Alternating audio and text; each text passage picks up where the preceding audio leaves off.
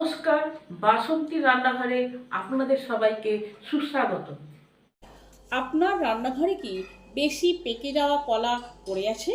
আপনি কি জানেন পাকা কলা দিয়েই অসাধারণ স্বাদের নরম ও ফুলকো কেক বাড়িতে বানানো যায়?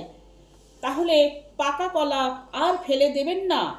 আটা আর পাকা কলা দিয়েই বাড়িতে নামমাত্র তেল দিয়ে বানিয়ে ফেলুন হেলদি ও টেস্টি এমন সুন্দর অতুলনীয় স্বাদের কেক, যা বাচ্চাদের টিফিনে, অফিসের স্ন্যাক্সে কিংবা চায়ের সাথে সপরিবারে খেতে পারবেন। তাহলে আর দেরি না করে সম্পূর্ণ ভিডিওটি দেখতে থাকুন এবং জানুন কিভাবে সুস্বাদু কেক বানিয়ে বাড়ির সবার মন জয় করে নেবেন।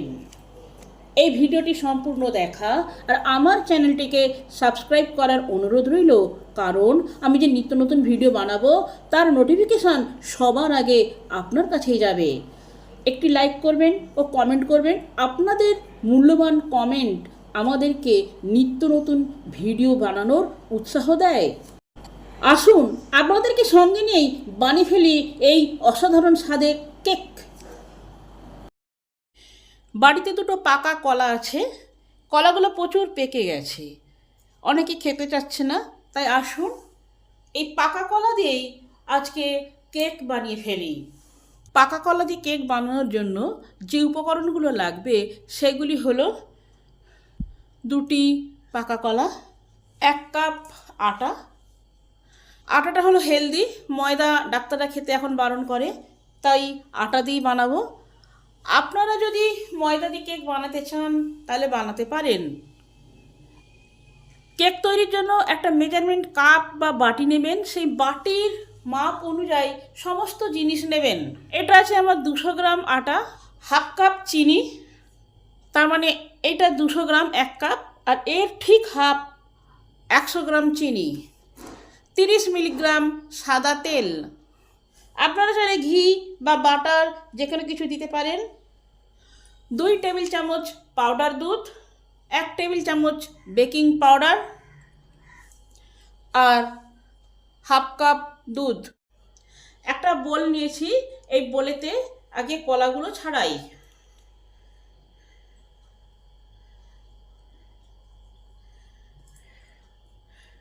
কলাগুলো এখনো ভালোই আছে।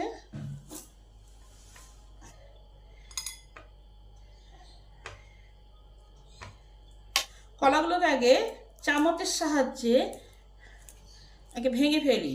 আপনারা চাইলে মিক্সিতে করেও বেটে নিতে পারেন। এর সঙ্গে চিনিটাও যোগ করে দিই।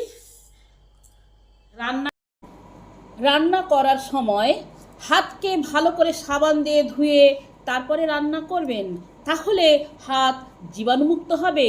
আমি হাতকে ভালো করে সাবান দিয়ে ধুয়ে এসেছি, তাই হাত দিয়েই এই কলাটাকে ভালো করে মেখে ফেলি। ডেলা ডেলা রয়েও যায়, তাতে কোনো অসুবিধা নেই, মুখে পড়লে আরও ভালো লাগবে। আমার চিনি আর কলা একসঙ্গে মাখা হয়ে গেছে। এবারে 30 গ্রাম তেল আছে, সাদা তেল। এই সাদা তেলটা আমি দিয়ে দিচ্ছি। আপনারা চাইলে 100 গ্রাম তেল কেকেতে দিতে পারেন, কিন্তু বাড়িতে যদি সবাই খেতে চায় সেই জন্য তেলটা একটু ভেবে চিন্তেই দেবেন।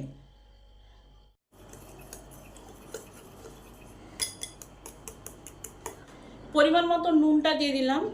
যে কোনো মিষ্টি জিনিসে নুনটা দিলে সেই মিষ্টির স্বাদ আরও বৃদ্ধি হয় শতগুণ।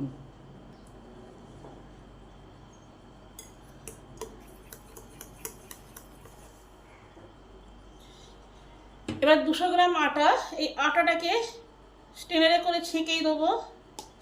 যদি পোকামাকড় কিছু থাকে বা ডালা থাকে তাহলে সেগুলো বেরিয়ে যাবে।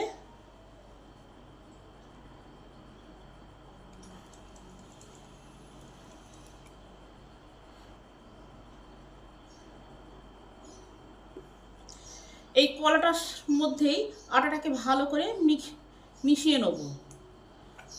তারপরে যদি দরকার হয় দুধ দেবো, আর যদি না দুধের দরকার হয় তাহলে আর দুধ দেবো না। এর সঙ্গে যে 2 টেবিল চামচ পাউডার দুধ আছে, এই পাউডার দুধটা এতে দিয়ে দিলাম।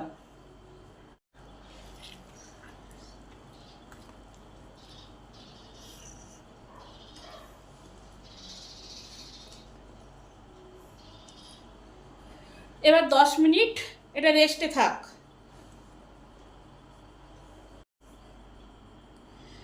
এবার একটা কেক মোল্ড নিয়েছি, আমার কাছে এইরকমই আছে।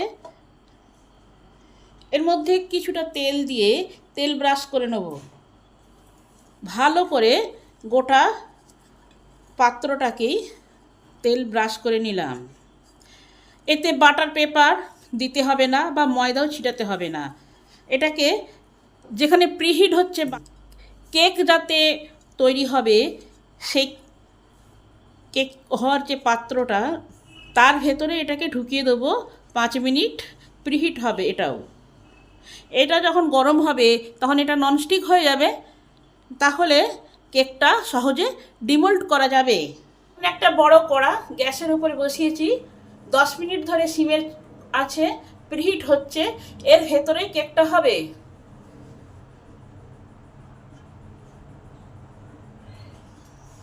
এই কড়ার ভেতরেই কেক মোল্ডটাকে দিয়ে দিলাম। এটা এখন 5 মিনিট ধরে গরম হোক, তাহলে আপনা থেকেই ননস্টিক হয়ে যাবে।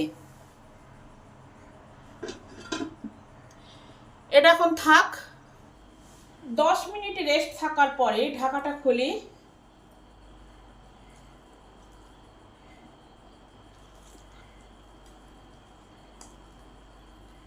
কেকটা সুন্দর ফ্লফি হওয়ার জন্য আমি 2 চামচ কাগজি লেবুর রস দেবো। এটা একটা সুন্দর, যেমন লেবু লেবু গন্ধও ছাড়বে, সেরকম কেকটাকে ফ্লফি করবে।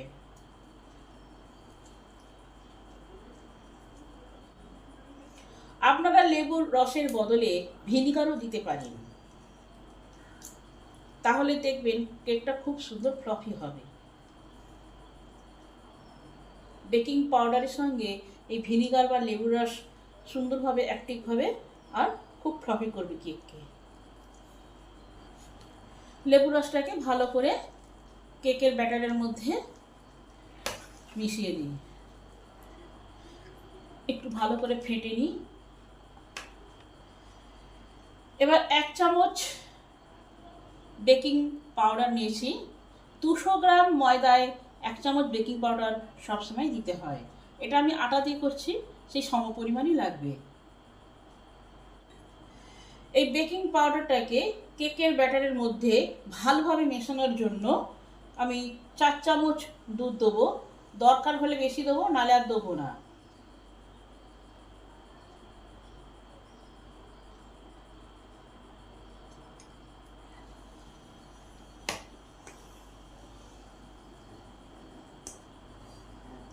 দুধের পরিবর্তে আপনারা জলও দিতে পারেন, কেক সুন্দর হবে।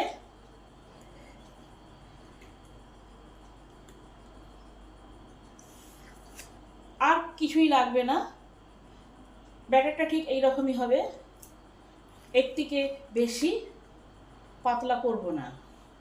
ব্যাটারটা আমার পুরো সম্পূর্ণ হয়ে গেছে। এবারে কেক মোল্ডটাকে নেব, আবার চাপা দিয়ে দেবো। এবার কেকের ব্যাটারটাকে এই মোল্ডের মধ্যে দিয়ে দেবো।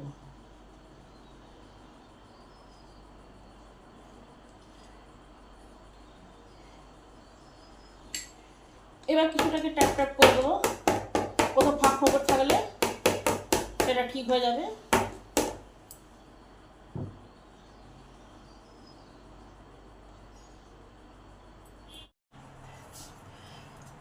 এবার প্রিহিট কড়ার ঢাকাটা খুলবো। কড়াই বালি বা কিছুই দেবো না, কোনো স্ট্যান্ডও দেবো না, খালি কটা কাগজ দিয়ে দেবো। এর মাঝখানেই কেকটাকে বসে দিল। 2 মিনিট মিডিয়াম হিটে দেবো। এটা চাপা দিয়ে দিই। 2 মিনিট পরে 40 মিনিটের জন্য সিমে করে দেবো। এখন 2 মিনিট মিডিয়াম হিটে থাক। 2 মিনিট হয়ে গেছে। এবার গ্যাসটাকে সিমে করে দিই। এই অবস্থায় 40 মিনিট গ্যাসেতে কেকটা থাকুক। 10 মিনিট পর দেখি কেকের অবস্থাটা কীরকম আছে।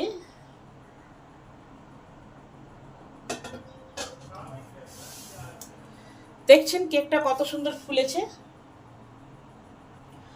আরো 20 মিনিট চাপা দিয়ে রেখে দিই।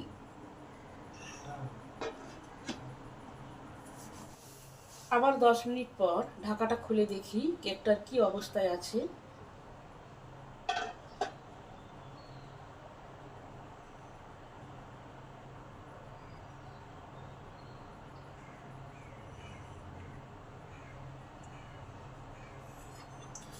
পরিষ্কার একটা ছুরি নিয়েছি, মাঝখান দিয়ে চালিয়ে দেখি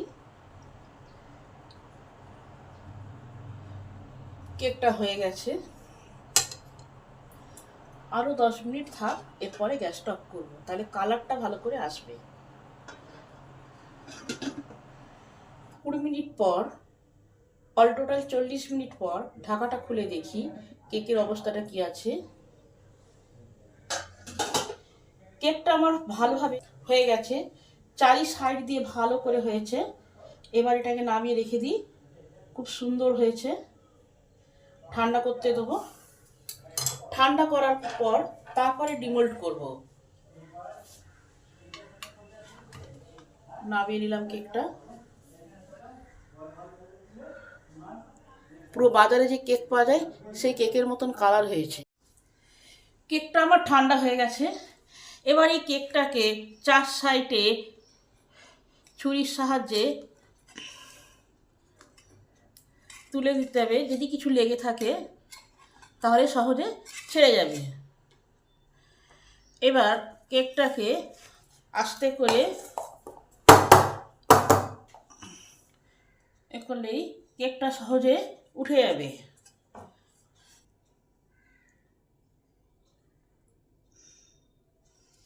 কেকটা কত স্পঞ্জি হয়েছে। শুধুমাত্র পাকা কলা, চিনি দিয়ে আর সামান্য পরিমাণ তেল দিয়ে যে এত সুন্দর কেক হয়, না বানালে বিশ্বাসই করতে পারবেন না। এইরকম যদি কেক বাড়িতেই বানাতে পারেন তাহলে আর দোকানে গিয়ে কেক কিনে খাওয়ার কোনো দরকারই নাই। আপনারাও বাড়িতে এই অতি সাধারণ জিনিস দিয়েই এইভাবে কেক বানিয়ে খেয়ে দেখবেন। রেসিপিটা যদি ভালো হয় তাহলে আমার চ্যানেলটাকে সাবস্ক্রাইব করে দেবেন, লাইক করবেন, কমেন্ট করবেন ও শেয়ার করবেন। ভিডিওটি সম্পূর্ণরূপে দেখার জন্য অসংখ্য ধন্যবাদ।